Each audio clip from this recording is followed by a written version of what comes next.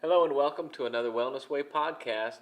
My name is Jeb Odom. I'm here with Lori Newcomer, and we're going to talk about when it comes to exercise, nutrition, changing your lifestyle, um, how we actually have to figure out how to make those things work for us, because it's not like we can just do a single thing and it works and we just keep doing that. So Kind of like you in pronouncing my last name. yes, I had to try really hard to pronounce her name properly, and I think I got it that time, so we'll leave it at that. A decade later. Yeah, So. a decade, which is maybe 3 or 4 days. All right.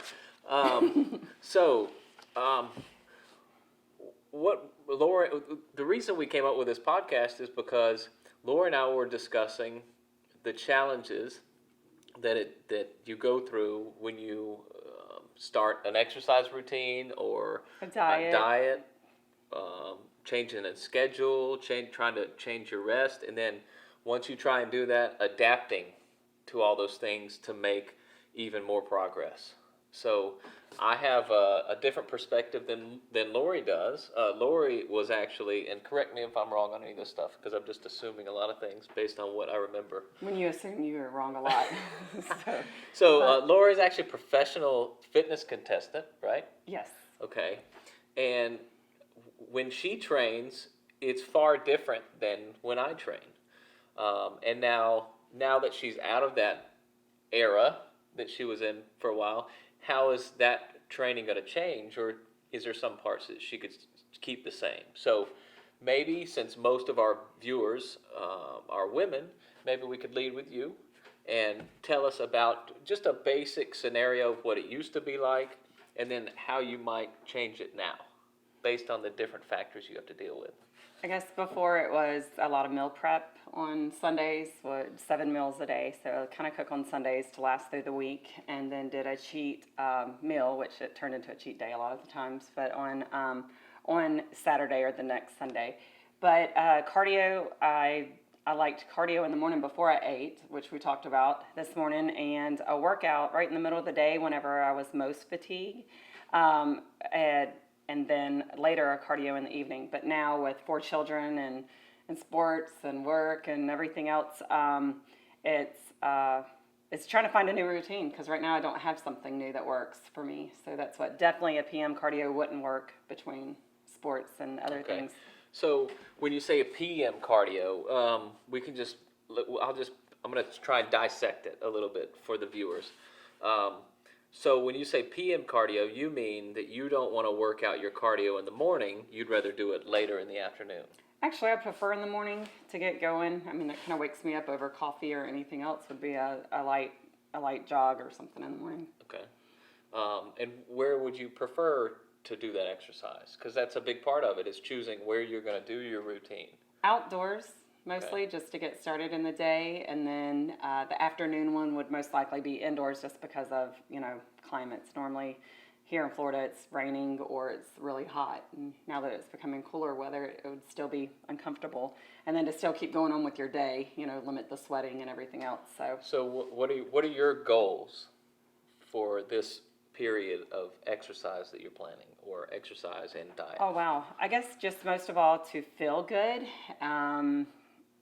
To still be able to outrun my 14-year-old son, which I know soon will be out the window. But no, really just to feel good and comfortable in my skin, which is a lot of challenge for most women and men, I'm sure, but definitely women I know.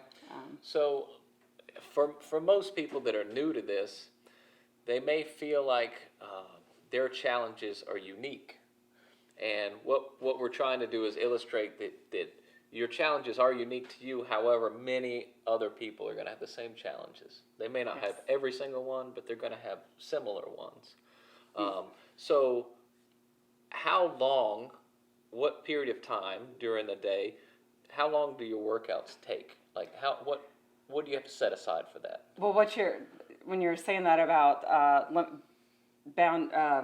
barriers or limitations, things that kind of get in the way, the personal trainer side of me, I heard a lot of that. Everyone has an excuse, or this doesn't work, or we eat out a lot at lunch or dinner. I don't have time to cook. There's always something, And I've found, honestly, it's prioritizing. If you can make time to watch that show or to play games on apps on your phone or to, put other people first, then you can find that time. It's just prioritizing to see what's most important for you. And it's kind of like when we were talking earlier, whenever I was pregnant the first time, I was like, oh my goodness, I cannot believe this is going to come out of me. Like, I'm going to die. This can't happen. And then my mom was like, you realize women have been having babies for ever. You're not the first one having a baby. So you can definitely do this. And so that's kind of how I went into training for competitions was I'm not the first one who's ever walked across stage. So I know I can do it. And I'm not the first one with a child or a family or other things. So that you can make time for it. But how are your goals different now than they were then? I guess then was the best. I mean, it was, Miss Olympia, Road to Miss Olympia, hopeful. There's no margin for error. It's got to Yeah, be back super then strict. there was no cheat during the day or, it was definitely structured. And then now there's a lot more flexibility and I kind of enjoy that and I want that. So if I go to an activity at the school, I can have, muffins with mom or things like that and actually enjoy that part. Yeah, and one of the things that we understand is those schedule changes, those diet changes, those things that come up. You have to adapt.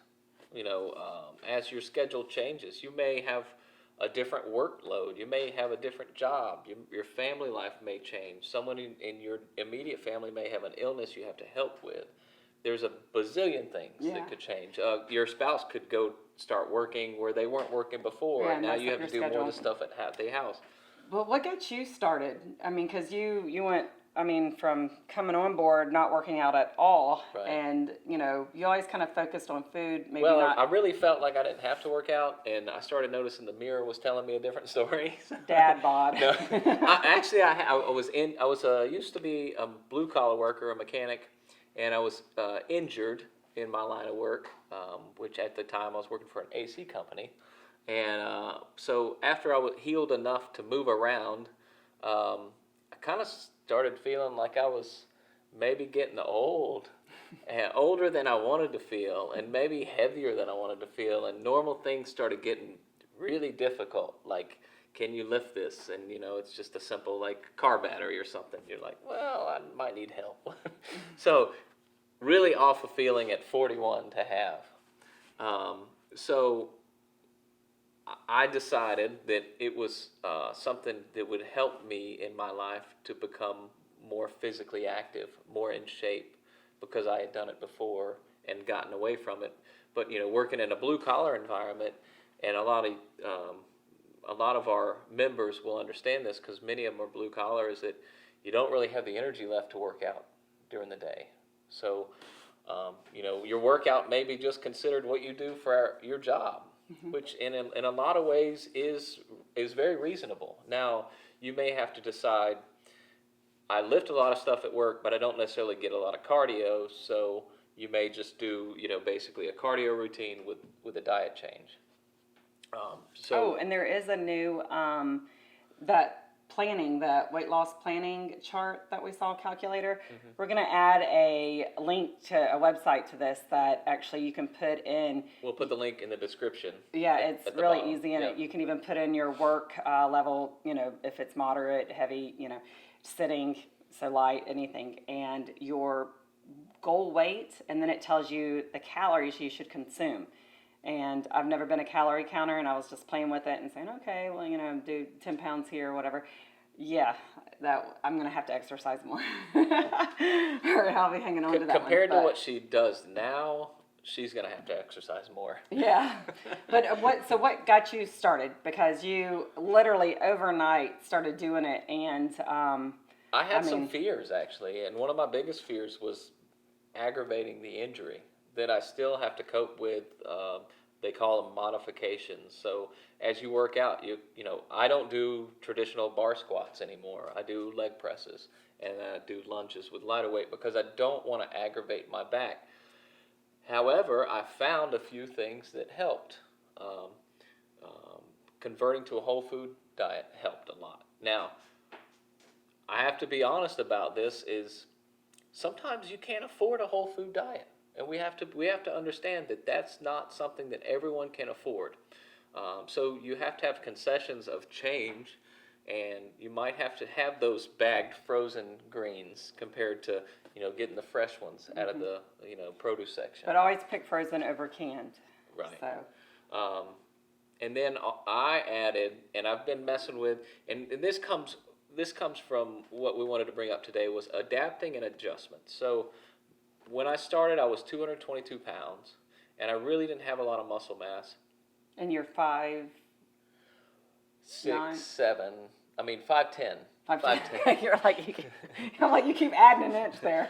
I do feel like I'm getting taller, but I think it's just in my mind. My brother actually got taller from doing a lot of the hanging workouts. So I'm definitely already getting shorter. Like I've lost 3/4 of an inch. So being an Indian, you'd be like a wee below. Oh, someone had a cup of funny this morning.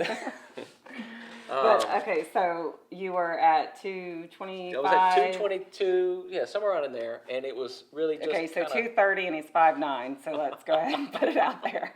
So go ahead but where? How long ago was that? And where are you at now? These podcasts take a turn sometimes you don't really expect. But so what my main goal was to lose weight, but also as far as function went, I needed to gain some muscle. So one of the most challenging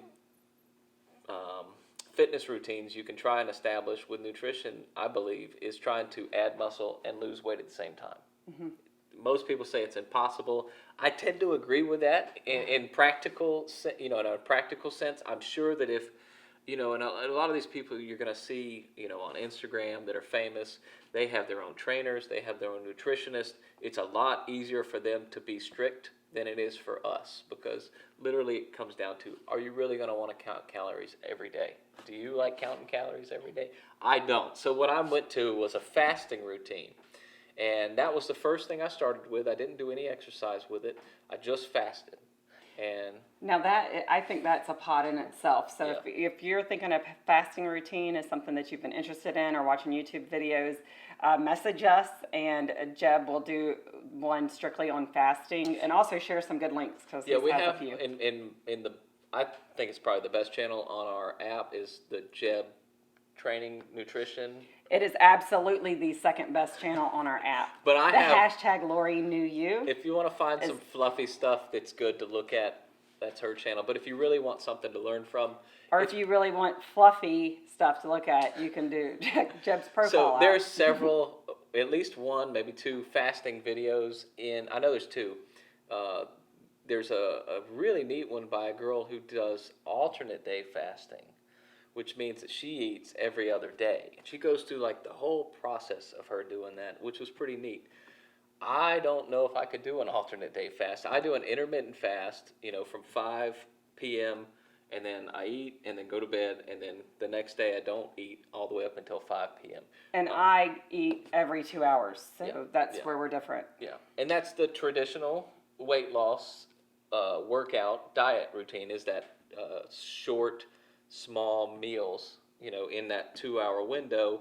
And I really believe that was designed to keep that protein at a level that it was sustainable. Right. Yeah, because those meals it'll be like a handful of almonds or a couple boiled egg whites, or, another filler whenever you're talking about the whole foods, I just wanted to share is sourdough bread is really good for your gut, and that with a natural peanut butter or an almond butter on it, that is a huge filler and very affordable to do on that. I mean, $2 for a loaf of sourdough bread at the... Where are you getting your sourdough? The Bunny Bread Store right there out of the bridge in Pace. Okay. I'm sorry, Davis Highway. Okay. Right there, that Bunny Bread by Copter.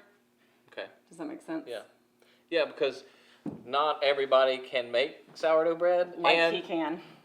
I can't. Actually, I tried. Well, you tried. I tried, and it got messed up. So now I'm looking for these places that I can at least get this bread to where I can eat it, because we talked to our friend who's a clinical nutritionist, Robert Corvino, who Dr. says Corvino. that is the best type of bread to eat. Yes, the So- fermented and for your gut. And he shared a great sauerkraut recipe, so I can share that too. If someone it's just kind of getting all the right antibodies and enzymes and things going on. And So you're eating every 2 hours.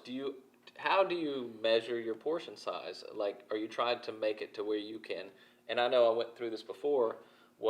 I tried to make sure my food kind of ran out before that 2 hour window was up, so I knew I didn't eat too much or too little. I always go by never starving and never.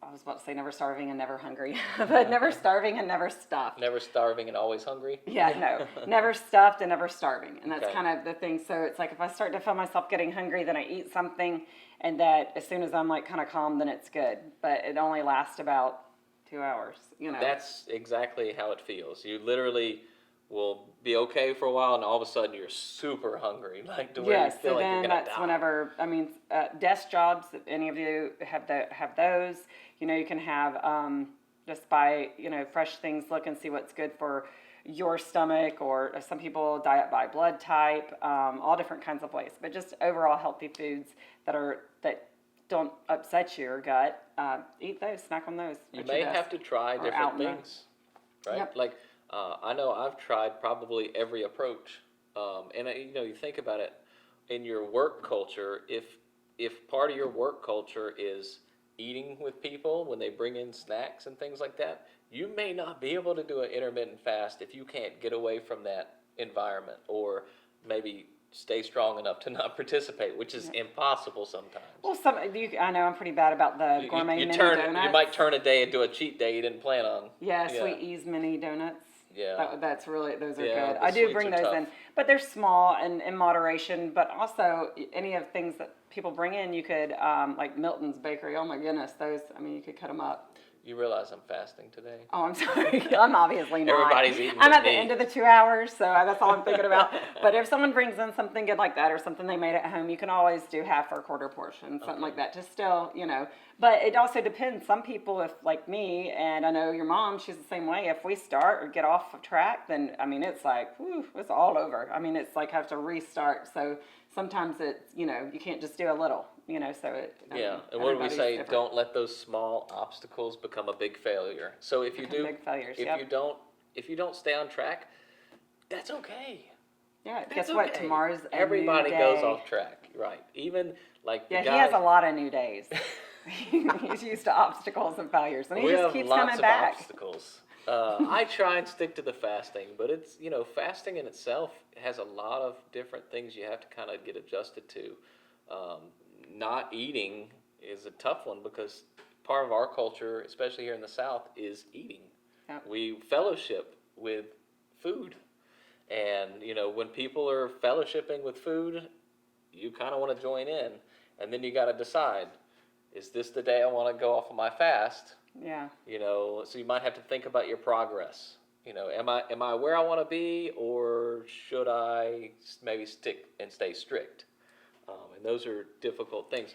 you could always start because again, I'm not one for fasting, so you can always start with something as simple as sugary drinks. You know, cutting those, or having water before soda, or water before your coffee, or water before, you know, a tea or anything like that, or half and half on your teas. It's almost like a diet modification to bring down kinda your ease calories. into it. Yeah.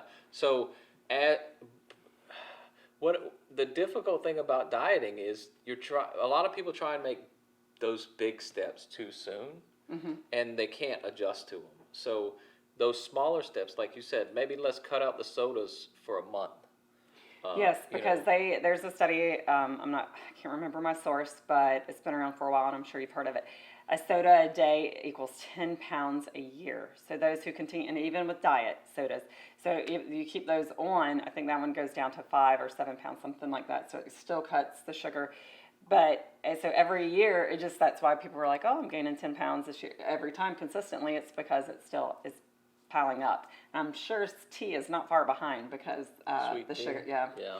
But so that's where you can modify those. And if you're still trying to decide if you want to go into a routine of nutrition, or nutrition and training and exercise, really just think about how you feel. If you don't feel good, that's probably the reason. You know, there could be some underlying things, but most likely, if you don't feel good and you haven't been dieting properly and you haven't been exercising well, it's probably the reason you're feeling bad. And I can say this because since I've changed to try and stay healthy, I can't remember days that I've felt bad that weren't because maybe I've overtrained or things like that. So in your head, it's actually easier to go through the day because you're not so lethargic. You have more energy. You have more optimism even. Yes. It's really strange how everything gets affected by it. And I find that exercising makes me want to eat healthier. So that kind of, you are what you eat. That's very true. So whenever Does the type of exercise you do change what you eat? Absolutely.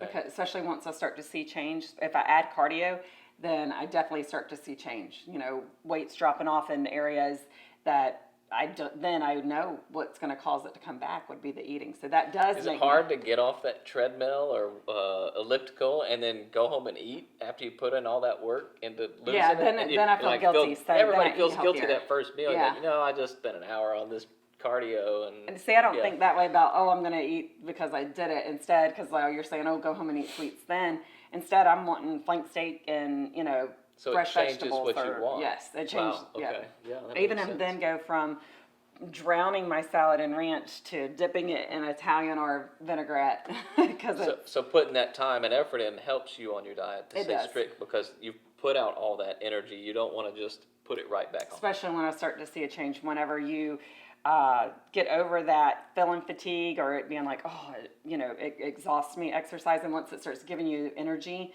then that's definitely whenever I'm like, oh, I have great energy, and I start to see it change physically, and then I just feel good. Some of you may wonder if you could work out while fasting, right? So a big I personally can't. a So I big think this is challenge all- that I had was when I decided to add the weights into the fasting routine because I did cardio and fasting and alternated those days. So I would do weights and a regular type of day of eating, not fasting.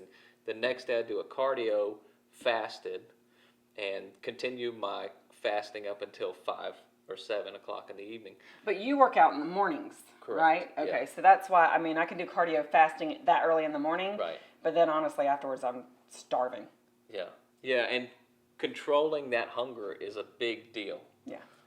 And especially when you lift heavy weights. So a lot of you guys that may be thinking about fasting, you're like, well, I can't because I'm lifting heavy weights. Well, I promise you can still gain weight even fasting. This week it's happened. So if you're trying to put on that muscle and you're saying, well, I don't really want to go to a calorie restricted diet, it's too hard to manage. Fasting is actually a lot easier than people think because you don't have to manage much. You just have to manage the time frame. And your body gets used to it. It's not really expecting food during the day. So even if you work out, you're not going to come back and feel any worse than you would if you're eating that day. So I just want to take those fears away from maybe some of you guys or some of you women that like to do weight training to say, hey, if you want to do that heavy weight training, go ahead.